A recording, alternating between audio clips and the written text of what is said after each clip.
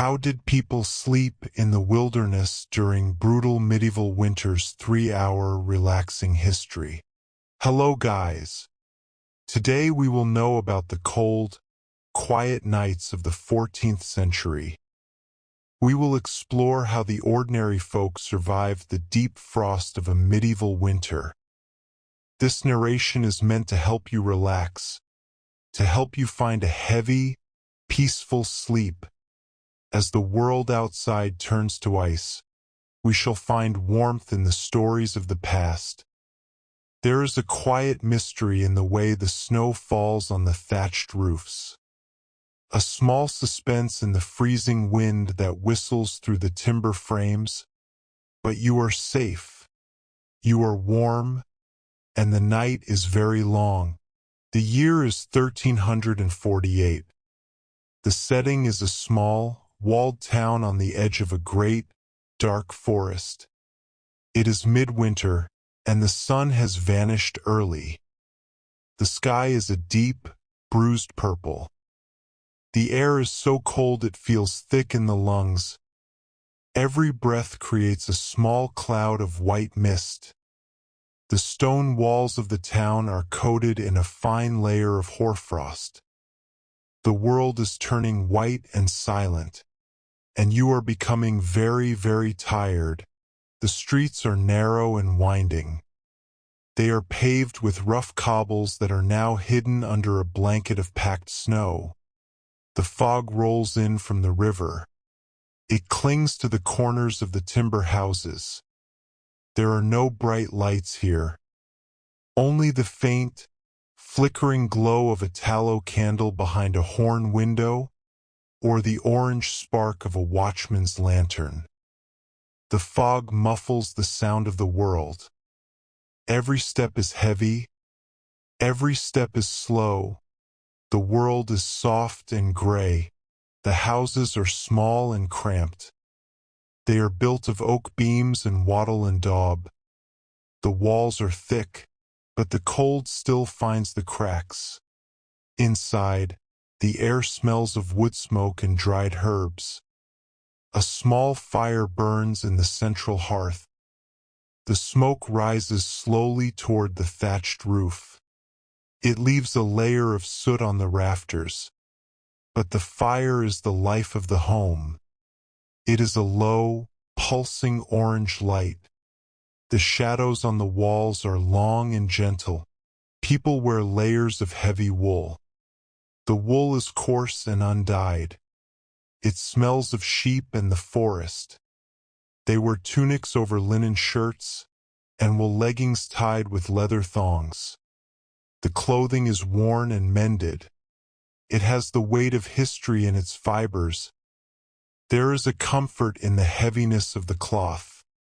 It keeps the heart warm when the windows are frozen shut. The movements of the people are slow.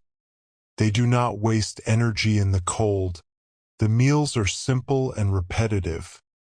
A wooden bowl of hot pottage. It is made of dried peas, leeks, and perhaps a bit of salted bacon. The steam rises in the cold room. It smells of salt and earth. There is dark rye bread. It is hard and must be dipped into the broth to soften. The wooden spoon clicks softly against the bowl. Click, click, click. It is a steady rhythm, a soothing sound in the quiet house. Children spend their days helping with the chores.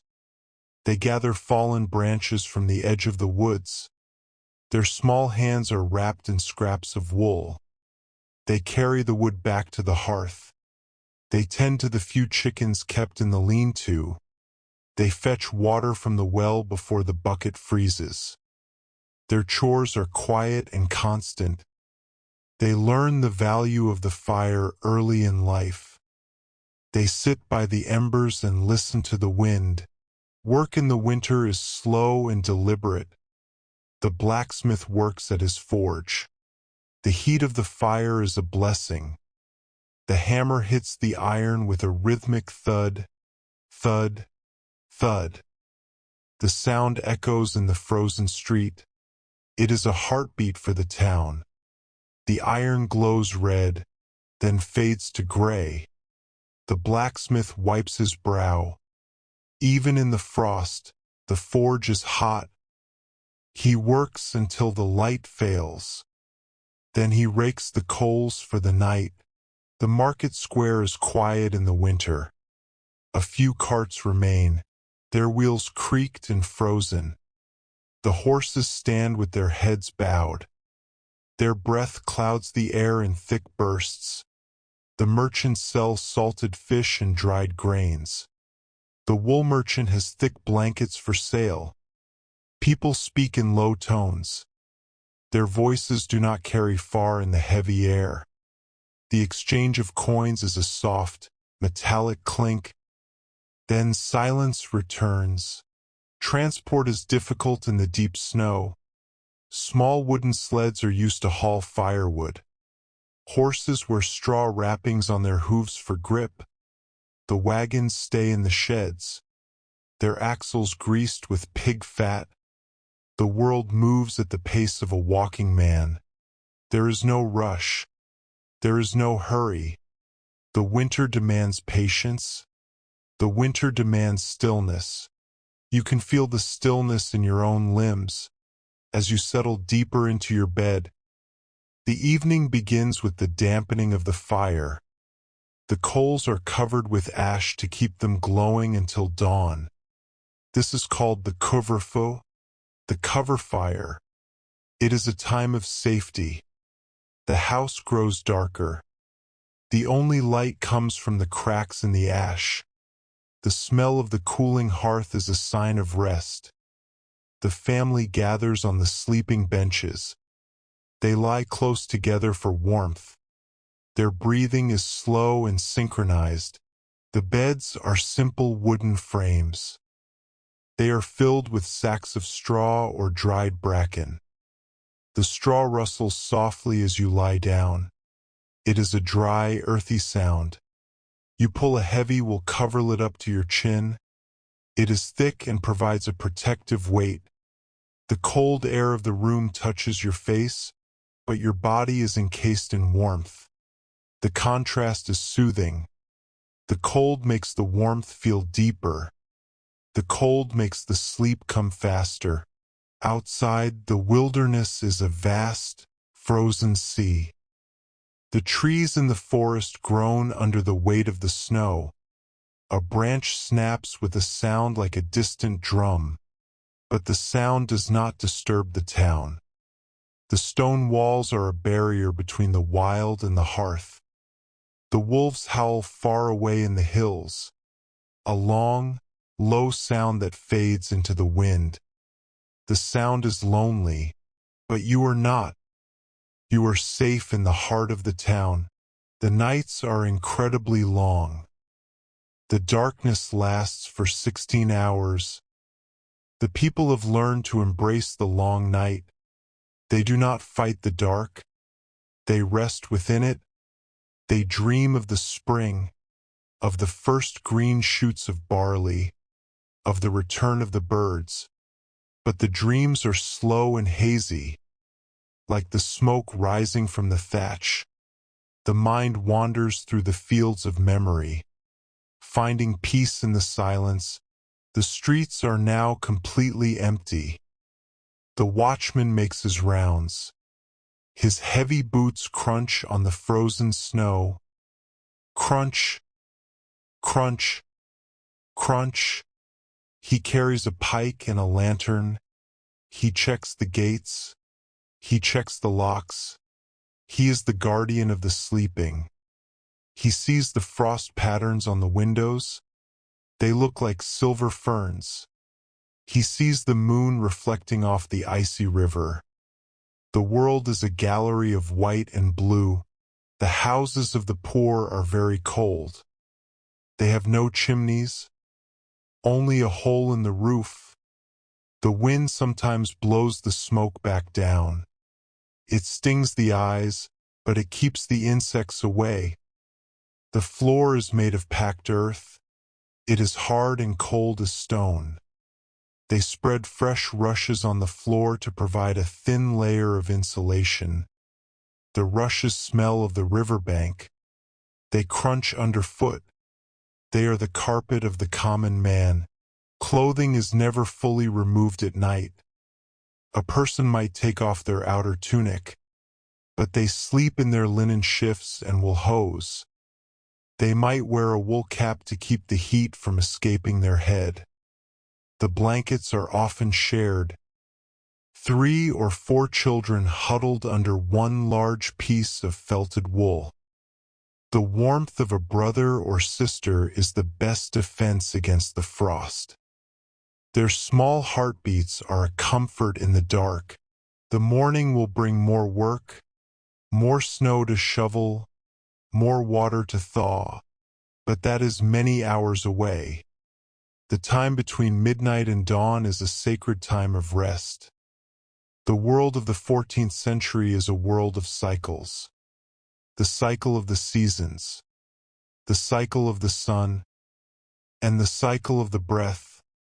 You breathe in the cold. You breathe out the warmth. The rhythm is steady. The rhythm is slow. The secrets of the winter are found in the small details.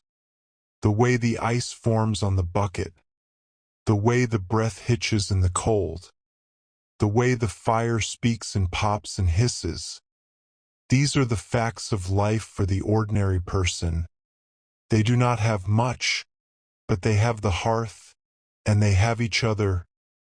The simplicity of their lives is a lesson in peace.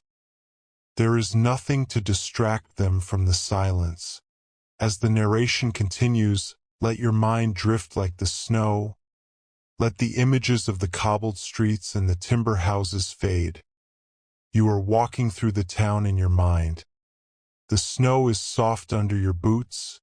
You reach your door. You enter the warmth. You sit by the fire. You feel the heat on your hands.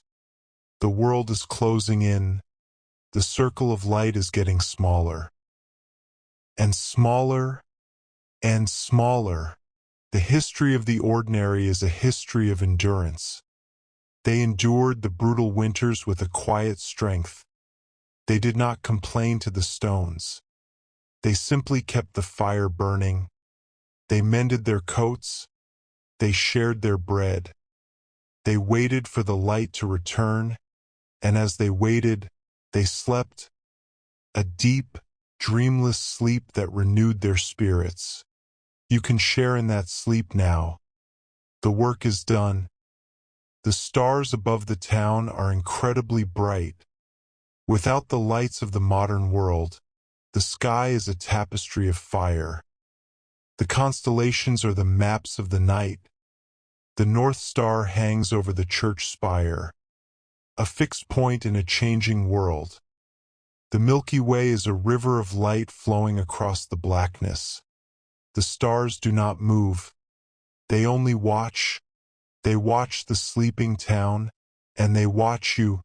The freezing wind picks up. It rattles the wooden shutters. It tries to find a way inside, but the oak is strong. The bolts are secure. The wind is just a voice in the dark. It cannot hurt you. It only emphasizes the comfort of the blankets. It only makes the straw mattress feel softer. The sound of the wind is a lullaby, a rhythmic whistling that lulls the senses. It is the sound of the world breathing. The children are deep in sleep now, their chores forgotten. Their hands are tucked under their chins. They dream of summer berries and warm rain. The fire has faded to a few red eyes in the dark. The house is silent, save for the creaking of the timber. The timber moves as it cools, a slow, groaning sound that is part of the house's character. It is the house settling for the night, just as you are settling. The blacksmith is asleep. The cook is asleep. The weaver is asleep. Their tools are laid aside. The loom is silent. The hammer is still. The ladle is dry. The town is a collective of resting souls. They are bound together by the cold and the dark. They are a community of breath, and in this community, there is no worry. There is only the passage of time, the slow, inevitable march toward the dawn. The snow continues to fall. It covers the tracks of the watchman. It covers the dung in the street. It covers the woodpile. It smooths out the rough edges of the world. It makes everything look clean and new. The snow is a blanket for the earth. It protects the seeds in the ground from the worst of the frost. It is a cold embrace, but a necessary one. The earth is sleeping, too. The narration is slowing down. The words are becoming sparse. The images are blurring into a soft gray mist. The town of 1348 is drifting away into the pages of history, into the shadows of the past. You are left with only the feeling of the heavy wool, the scent of the wood smoke, and the rhythm of the breathing. The winter is brutal, but the sleep is kind. The cobbles are hidden. The fire is ash. The wool is heavy. The night is long. The stars are bright. The wind is a sigh. The stone is cold. The heart is warm. The world is safe. The dark is calm. The rest is here. The sleep is near. The people of the past knew how to rest. They knew how to let the night take them. They did not have the lights to keep them awake. They had only the natural rhythm of the earth, and that rhythm is within you. It is the pulse in your wrist. It is the rise and fall of your chest. It is the slow turning of the mind toward the dream. Follow that rhythm. Let it take you. The forest is silent. The river is ice. The gate is locked. The lamp is out. The straw is soft. The house is still. The breath is slow. The time is now. The sleep is deep. The winter remains, but you are warm. You are safe. You are at peace. The streets of the mind are quiet. The narrow ways are empty. The fog has settled. The day is gone. The night is all. The silence is total. The sleep is coming, coming, coming. Now, the history of sleep is the history of us all. We all return to the dark. We all find the warmth. We all wait for the sun. But for now, the sun is a distant memory. The moon is the only light, and the moon is a silent companion. It shines on the frost. It shines on the snow. It shines on the sleeping world, and it shines on you. Sleep now, like the apprentice in the loft. Sleep now, like the children by the hearth. Sleep now, like the town behind the walls. The winter is long, but the rest is sweet. The history is told. The night is yours. The sleep is deep. The peace is total. The candles are gone. The embers are dim. The blankets are thick. The cold is outside. The warmth is within. The breath is steady. The mind is calm. The world is far. The sleep is near. The snow, the stone, the dark, the rest, the sleep, the now. The narration continues with slow, repetitive descriptions of the falling snow and the silence of the medieval town, maintaining the monotonous and gentle tone to guide the listener into a deeper state of relaxation. The snow falls on the gatehouse. It falls on the towers. It falls on the silent market square. Each flake is a tiny, frozen secret, a quiet addition to the white world. The town is becoming a shape under a sheet, a soft, rounded memory of itself. The silence is so deep you can almost hear the frost growing on the stones. A tiny, crystalline sound. The sound of the world turning into ice. The watchman pauses by a stone archway. He looks up at the sky. He sees a shooting star. A brief, bright line across the darkness. It is gone in an instant, leaving the stars even brighter than before. He sighs, a long white cloud of breath. Then he continues his walk. Clump, clump, clump. His footsteps are the only pulse in the sleeping town. He is the heartbeat, and the heartbeat is slow. In the stables, the horses are huddling together. Their coats are thick and winter rough. They smell of hay and old leather, a comforting animal smell. They don't move. They only breathe. The rhythm of their lungs is a heavy, rhythmic sound. It fills the stable with a sense of life. Even in the middle of the frozen night, the hay is warm. The wood is solid. The horses are at rest. The town well is a dark circle in the snow. The ice has formed a lid over the water, but deep below the water is still liquid. It is the dark blood of the earth, waiting for the bucket, waiting for the morning, but now the bucket is dry. The rope is stiff with frost. The well is a silent observer of the night. It holds the reflection of a single star in its icy heart. The church bell is silent. It will not ring until the first light of dawn. The bronze is cold and heavy, hanging in the dark tower. The owls nest in the belfry, their feathers fluffed against the chill. They look out over the town with wide, yellow eyes.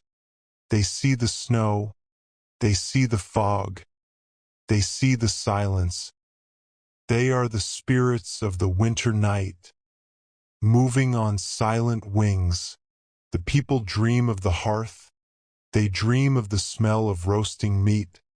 They dream of the touch of a hand. Their dreams are the colors of the fire, orange, red, and gold. They are a contrast to the blue and white of the world outside. The dreams keep the soul warm while the body is cold. They are the internal fire that never goes out, the fire of the human spirit. You can feel that internal fire now. A small, warm glow in the center of your chest. It spreads to your arms. It spreads to your legs. It fills your whole body with a heavy, golden warmth. The bed is your hearth. The blankets are your thatch. The silence is your sanctuary. The world of the 14th century is not a world of pain. It is a world of simple, profound existence. The frost on the window is beautiful. It creates maps of lands that do not exist. It creates forests of silver trees. It creates oceans of frozen waves. As you look at the patterns in your mind, you feel your eyes closing.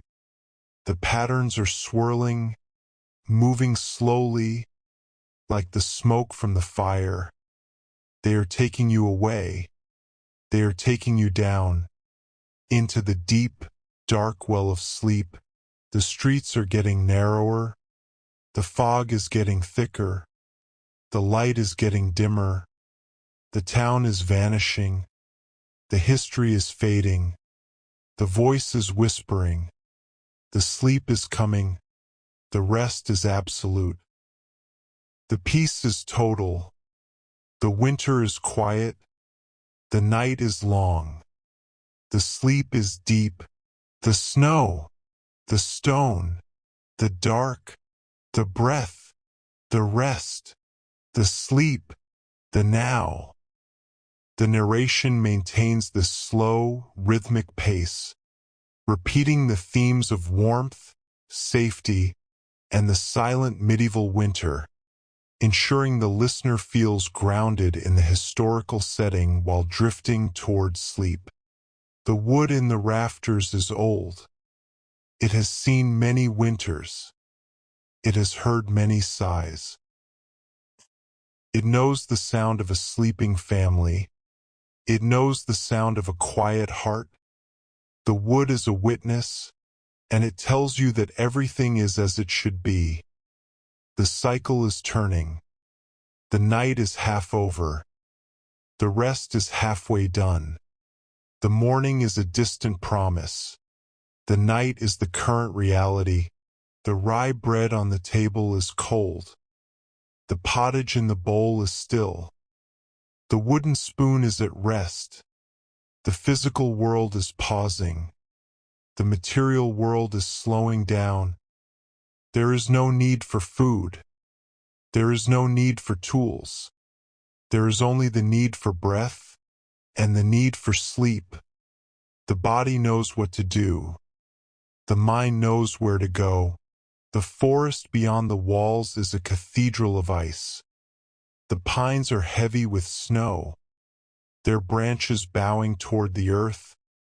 The deer are huddled in the thickets, their noses tucked into their fur.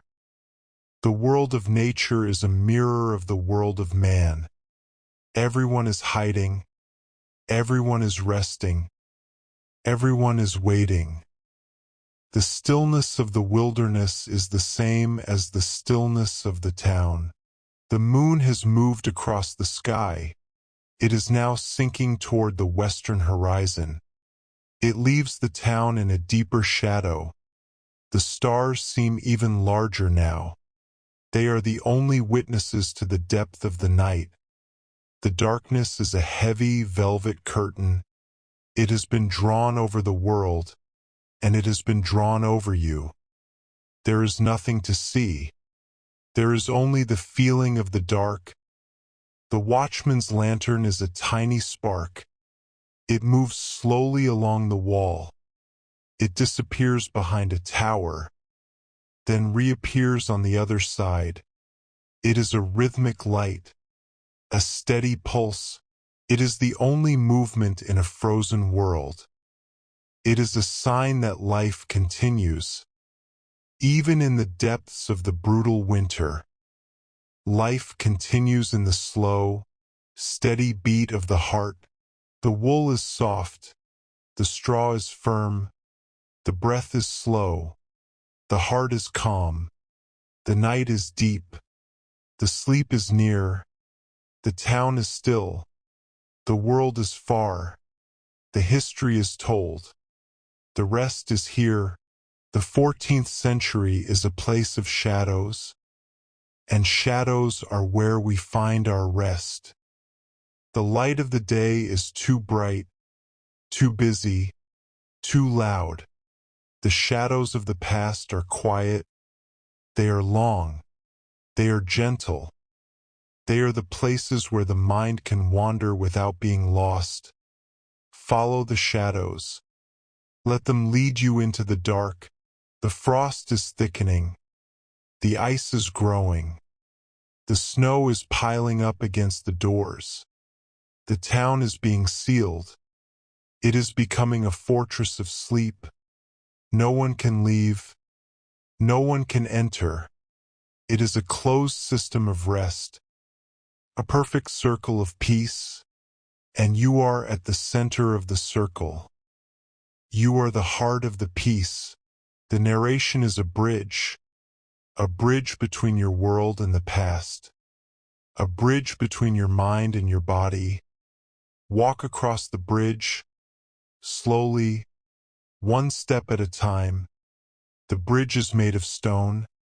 It is covered in snow. It is stable. It is safe. At the end of the bridge is a door, and behind the door is your sleep. The handle of the door is cold iron. You turn it slowly. The door opens with a soft creak.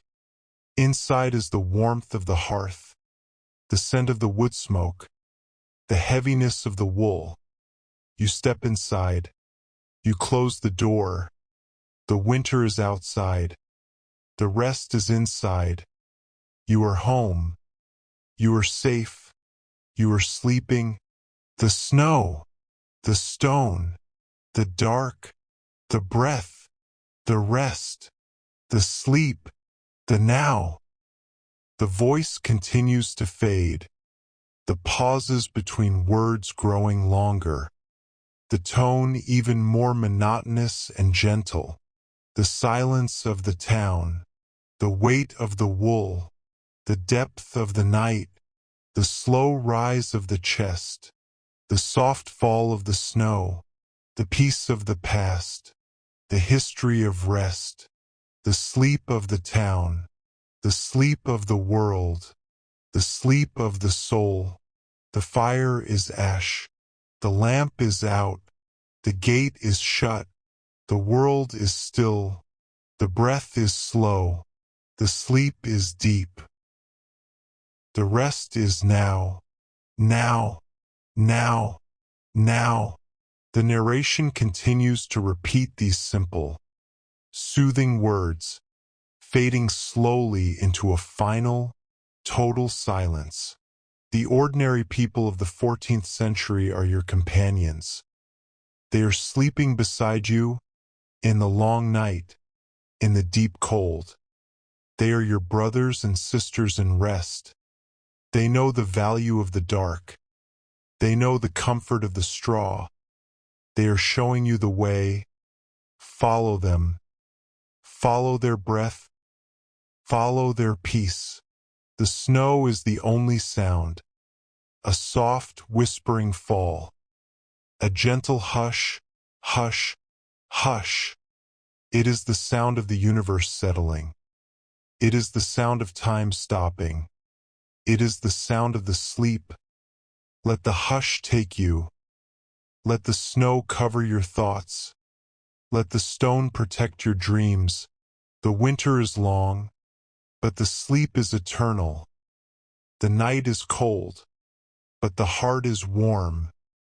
The world is old, but the dream is new. Find the dream. Find the peace. Find the sleep, the snow, the stone, the dark, the rest, the sleep, the now, the first light of spring. A quiet awakening in the 14th century. Hello guys.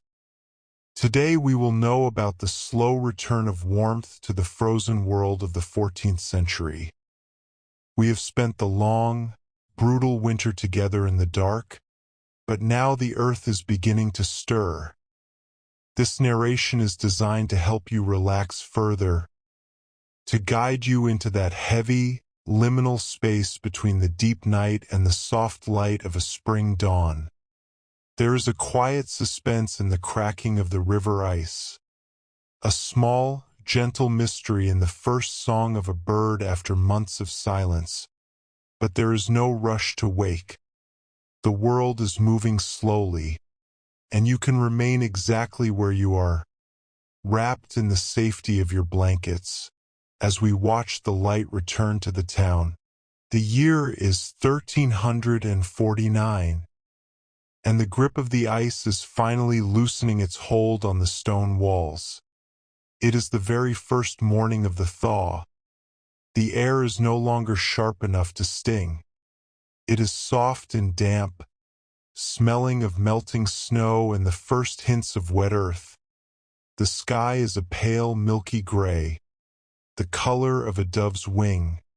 The heavy, purple darkness of winter is receding, moving back into the shadows of the forest, and you are feeling a deep, restful calm, as if the weight of the winter is melting away from your own limbs. The streets are no longer hidden under packed ice. The cobbles are beginning to peek through the slush. They are dark and slick, reflecting the faint, growing light. The fog is different this morning. It is not the thick, frozen mist of December. It is a light, drifting vapor that rises from the warming ground. It moves like a ghost through the narrow alleys, brushing against the timber frames of the houses. Every sound is still muffled, but the silence feels lighter. It feels expectant. Inside the houses, the ordinary people are stirring, but they move with the slow, heavy grace of those who have been in a long hibernation. There is no sudden movement, no loud voices. The blacksmith's apprentice, Thomas, opens his eyes in the hayloft. The air is cool, but the biting frost is gone. He listens to the sound of a single drop of water falling from the eaves. Drip, drip, drip.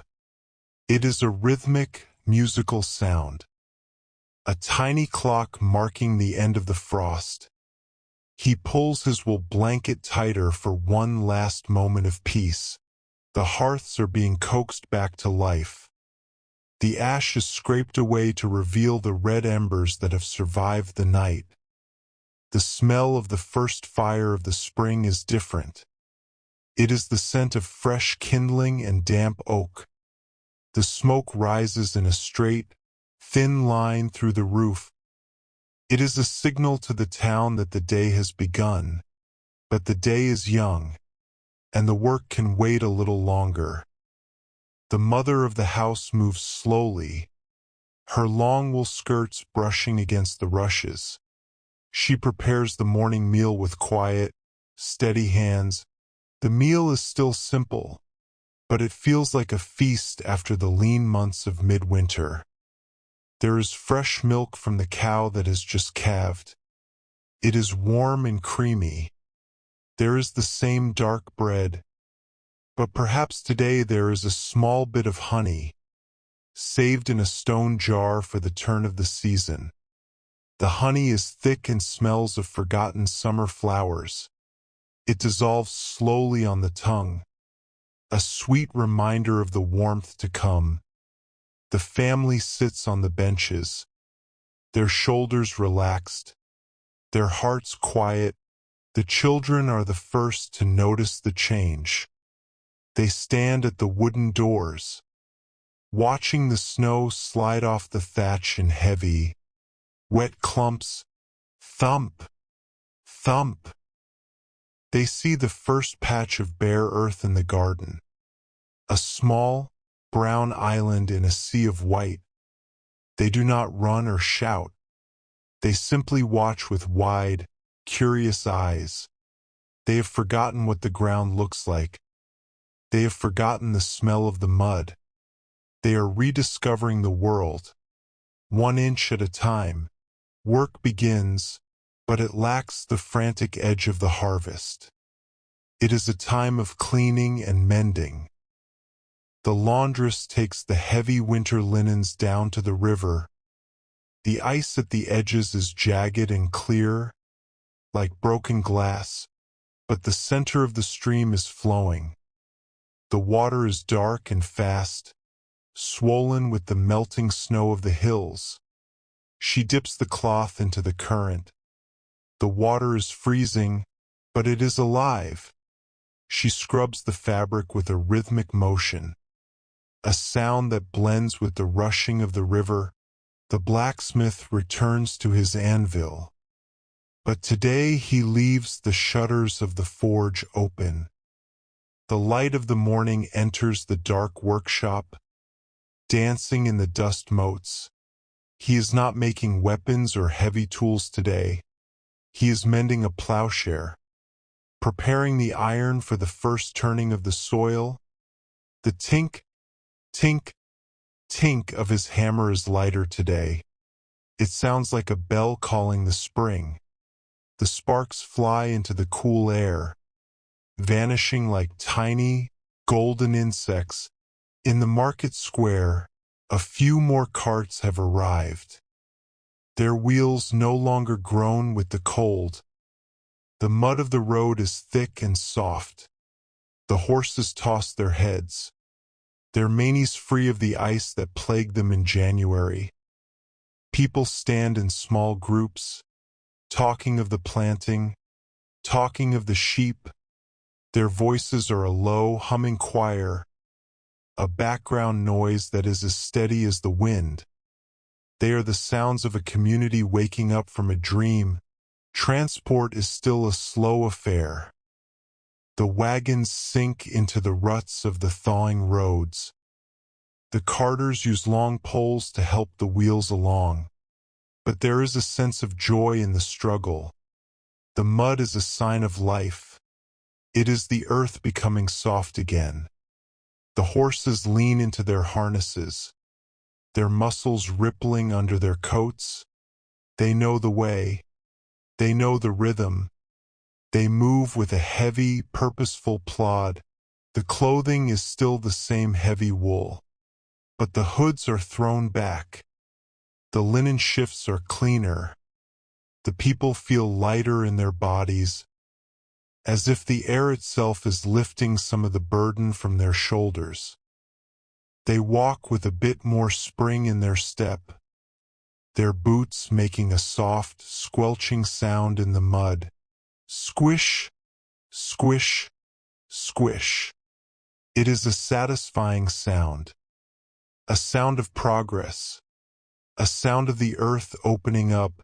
The secrets of the spring are hidden in the hedgerows, the tiny green buds on the hawthorn, so small you can barely see them. The first snowdrop pushing through the crust of the snow. A white bell in a white world. The animals feel it too.